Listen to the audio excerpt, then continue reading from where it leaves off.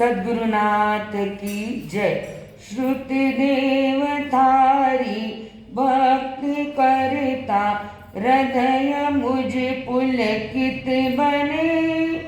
श्रुति ज्ञान थारो स्मरण करता, मन मारो निर्मल बने। श्रुत भाव तुझने जीवन धरता, ध्येय मुझ नजदीक मने। उपकार थारो शोक थारा, अस्थिय मुक्ति मिले। थारा अस्थिय मुक्ति मिले। शमन भगवान महावीर स्वामी की सदा काल जय विजय हो। सभी गुरु भगवंतों के चरणों में कोटि कोटि वंदन। आइए आज का थोपड़ा नंबर 12। आज हम जानेंगे थोपड़ा नंबर 12 को, और आज के थोपड़े का नाम है कि देव आयु बांधने के 10 कारण। ठाणांग सूत्र में बताया गया है कि हम देव आयु कैसे बांध सकते हैं। तो आइए उसमें 10 बातें हम देखेंगे। पहली बात कही गई है, क्षमा करे तो देव आयु बांधे। देखो कितनी अच्छी बात है। हम यदि सरलता पूर्वक क्षमा यदि करते हैं, पर हम किसे क्षमा करते हैं? जिससे हमारी मैत्री होती है उसको क्षमा कर देते हैं, पर जिसके साथ हमारी मैत्री नहीं है, जिसके साथ हमारा वैर है, हम उसे कभी क्षमा नहीं करते। पर ऐसा करने पर देव आयु बनने वाला नहीं है। तो सरलता पूर्वक, चाहे वैरी हो चाहे मित्र हो, सभी को क्षमा भाव रखना, सभी के प्रति क्षमा भाव रखना, तो देव आयु बनता है। दूसरी बात बताई है, शोक नहीं करे तो। शोक यानी कि अर्थ ध्यान।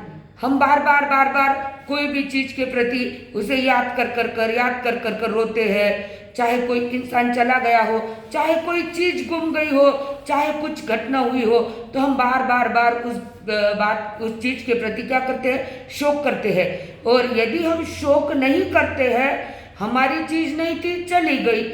हमारा यदि कोई व्यक्ति है चला गया, उसका हमारा इतना ही संबंध था, इस प्रकार का यदि हम मन में भाव लाते हैं, शोक नहीं करते हैं, तो भी हम देव आयु बांधते हैं। 12 व्रतधारी हुए तो कितना अच्छा है। आपको पूर्ण तरह त्याग तो नहीं करना है। प्रभु परमात्मा ने जो 12 व्रत बताए हैं, अहिंसा, सत्य, औचर्य, ये जो 12 व्रत है, इसको भी जहां हम थोड़ा भी इसमें से त्याग कर लेते हैं, हमें जितना लगता है उतने का आगार रखते हैं, और जो नहीं लगता है उसका त्याग करते हैं, तो भी हम 12 व्रतधारी श्रावक बन सकते हैं। तो तीसरी बात बताई गई है कि 12 व्रतधारी यदि हम बनते हैं तो हम कहाँ जाते हैं? देवगति का आयुष्य बांध सकते हैं, देवलोक में जा सकते हैं। चौथी बात है, समकित धारी बनते हैं।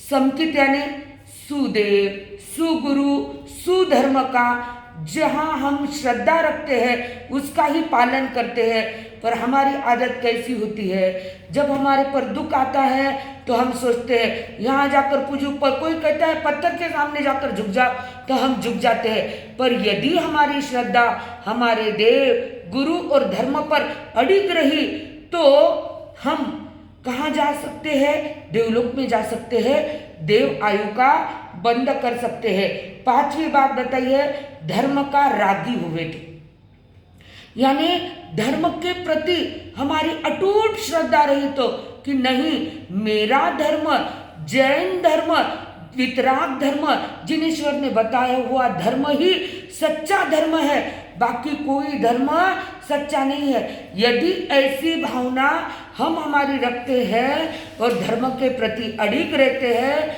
धर्मानुरागी रहते हैं, तो हम देव आयु बांध सकते हैं। 6ठी बात बताई है कि दृढ़ धर्मी होवे तो।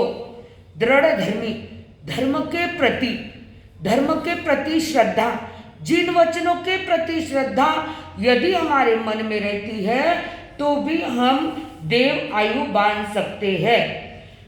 7वीं बात बताई गई है, पंच महाव्रतधारी होवे तो, यानी साधु भी अपना देव आयु बांध सकता है। 5 महाव्रत को धारण करने वाला देव आयु का बंध कर सकता है। 8वीं बात है तप करे तो। तप, कितने छोटे छोटे तप प्रभु परमात्मा ने बताए हैं। नवकार्षी भी एक तप है, पर क्या हम नियम से नवकार्षी करते हैं क्या? नहीं। जिस दिन याद आया उस दिन कर लिया, जिस दिन याद नहीं आया उस दिन नहीं किया। पर तप करने से भी हम देव आयु का बंध कर सकते हैं। 9वीं बात बताई है शील पाले तो। शील, यह हमें शील, दृढ़ शील का पालन करने वाला भी कहा जा सकता है, देवलोक में जा सकता है, देव आयु का बंध करता है। और 10वीं बात बताई है साधु की सेवा करे तो। साधु संतों की सेवा शुश्रूषा वयावच्च करे तो देव आयु का बंध कर सकता है। देखो कितनी छोटी छोटी बातें हैं जिससे भी हम देव आयु का बंध कर सकते हैं। तो सभी ने देव आयु बांधने के 10 बातें ध्यानांग सूत्र में बताई गई।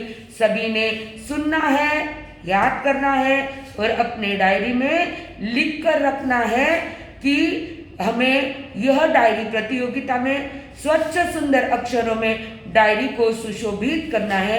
इस बात का सभी ने ध्यान रखना है।